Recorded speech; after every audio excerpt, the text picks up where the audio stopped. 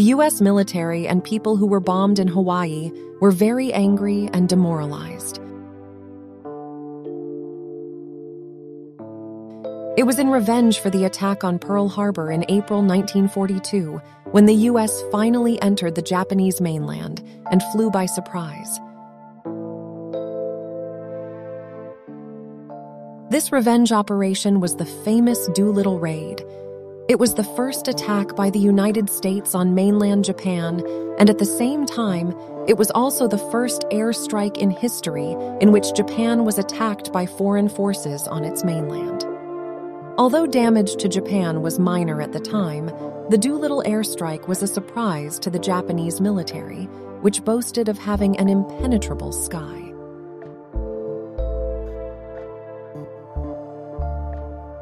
The morale of the U.S. military, whose pride had fallen to the bottom amidst the unfavorable war situation, soared, and furthermore, this attack later became a rehearsal of the Tokyo air raid and the dropping of the atomic bomb. The United States had studied Japan's natural topography, climatic conditions, and various historical cases through preliminary research.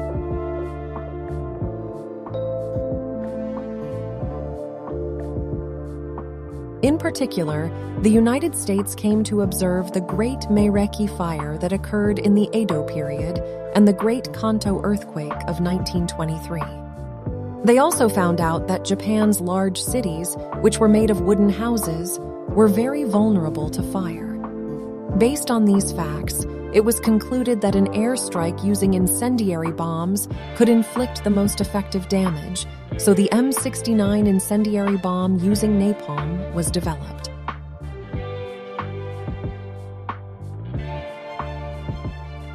When selecting a specific target area for air raids, they focused on population density and fire risk. Tokyo and cities outside Tokyo, where houses and factories were concentrated, were selected as final targets for attack.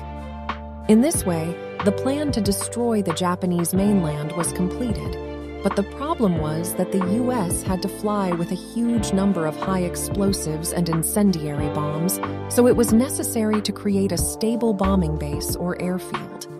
Moreover, although the United States possessed the world's first nuclear bomber and the best bomber of its time, the B-29, this was not enough to fly at high altitudes with a large number of bombs for a long time.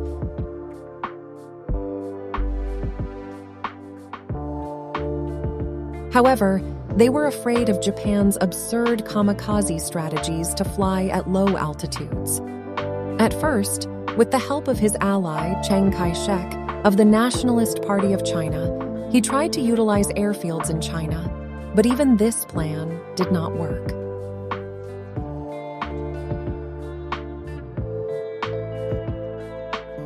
Then, in June 1944, after the victory of the Battle of Saipan and landing in Saipan, the situation turned to an advantage.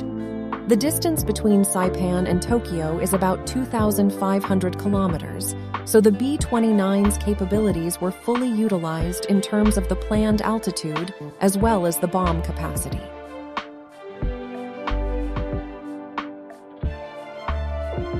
The United States quickly established bombing units and built airfields. At the same time, Air Force Chief of Staff, Major General Haywood Hansell, who was recognized for his ability, was appointed as the commander.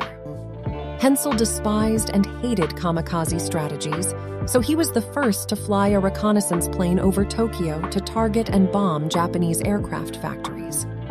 At that time, it was difficult to intercept American reconnaissance planes with Japanese technology, so they flew successfully over Tokyo and succeeded in capturing about 7,000 photos.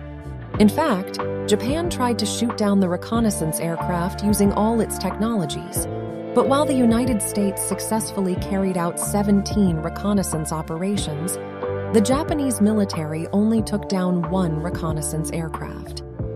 In Japan, there was a propaganda broadcast to American troops at the time, warning that if the first bomb fell on Tokyo, exactly 6 hours later, no American troops in Saipan would survive.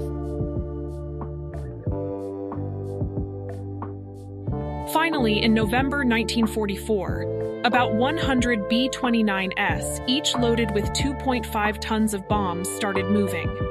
As planned, they began to fly toward Japan, targeting the munitions factory located in Musashino. Bombs were dropped from an altitude of about 9,000 meters or higher for fear of the loss of the very precious B-29. But there were bombs that failed to the extent that few bombs reached the target properly due to the jet stream over Japan. In fact, the accuracy rate was only 2%, and the damage to the munitions factory, which was the target, was minor. Also, because of concerns about civilian damage, high explosives were mainly used rather than incendiary bombs. After that, 10 airstrikes were carried out targeting factories in Tokyo and other cities. But from an economic point of view, the United States was suffering a much greater loss. Even in Japan, there was a reaction that the U.S. airstrikes were not as serious as they had thought. In addition to the propaganda broadcasts in Japan, Japanese citizens considered bombing to be a fun spectacle. While Major General Hensel insisted on the precision bombing at high altitudes, the U.S. commander loaded 84 B-29s with 500 tons of incendiary bombs heading toward Hankou, China, which was occupied by Japanese forces. They flew at a low altitude and carried out bombardment indiscriminately. After that, 50% of Hankou turned into a blazing inferno, resulting in 20,000 casualties. The commander who gave the bombing order for Hankou was Curtis Emerson LeMay. Lieutenant General Loris Nostad, who evaluated LeMay's bombardment of Hankou, immediately delegated the position of Major General Hensel, who was commander of the Tokyo air raids, to LeMay. Receiving orders to neutralize Japan's military industry, LeMay conducted high-altitude precision bombing using daylight hours in the same way as his predecessor Hansel, but could not avoid the disastrous result of losing 11 B-29s. LeMay completely changed his strategy after struggling with disappointing results and unexpected losses. Looking back at the reconnaissance photos obtained earlier, realizing that the long-range machine guns encountered during the German bombing were rarely installed in Japan, they decided to lower flight from a high altitude of 9,000 meters to 3,000 meters. The U.S. military analyzed the battle results based on LeMay's analysis and found that the accuracy of Japanese anti-aircraft guns was not very effective at altitudes below 3,000 meters. So the altitude was set between 1,500 and 3,000 meters, and it was decided to conduct a night bombing in consideration of the damage caused by Japanese fighters during low flying. In addition, they decided to load only a small amount of incendiary bombs for fear of damage to civilians. However, they then changed their minds and decided to give up on the high explosives and fully load up with incendiary bombs. In fact, it was decided to drop the number of incendiary bombs used for 2 months in a general operation at once. It was thought that if such a large amount was dropped at once, the damage to civilians would of course be serious. Among the soldiers, there were quite a few people who objected because of the civilian casualties. But LeMay persuaded them that they were not innocent civilians, but workers of the military industry that they were trying to get rid of. In fact, Japan was actually making aircraft parts at home. The Japanese military had simple assembly work for housewives as a side job. So it is reasonable logic to say that ordinary housewives are also part of the Japanese military. From the night of March 9th to the dawn of March 10th came the long-awaited launch of a new strategic airstrike, LeMay's ultra-low-altitude incendiary night bombardment.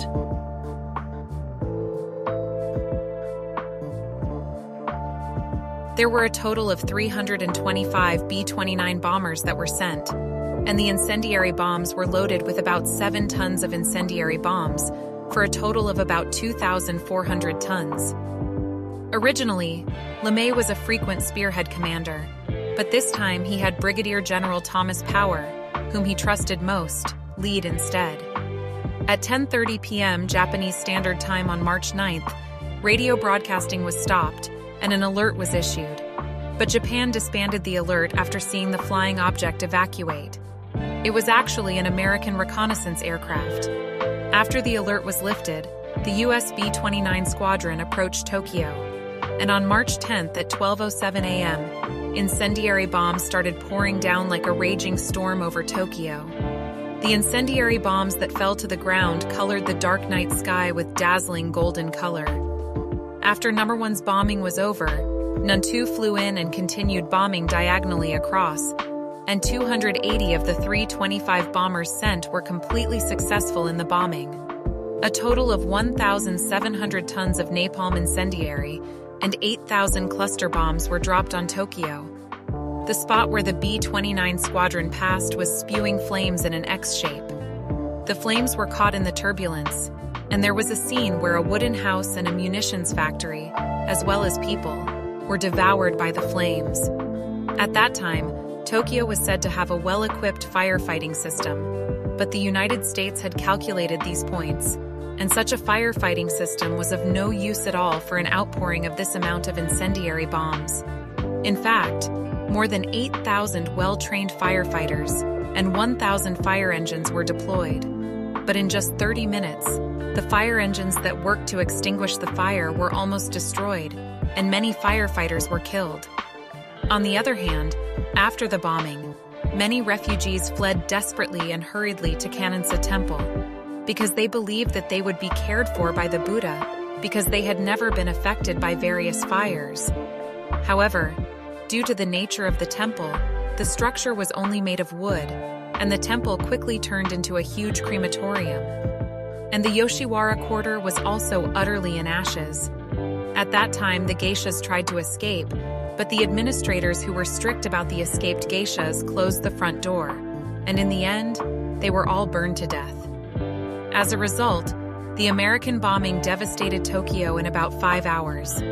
According to the official Japanese statistics, in one day, 80,000 people died, 50,000 were injured, 1 million became refugees, and about 260,000 houses were damaged due to the Tokyo air raid.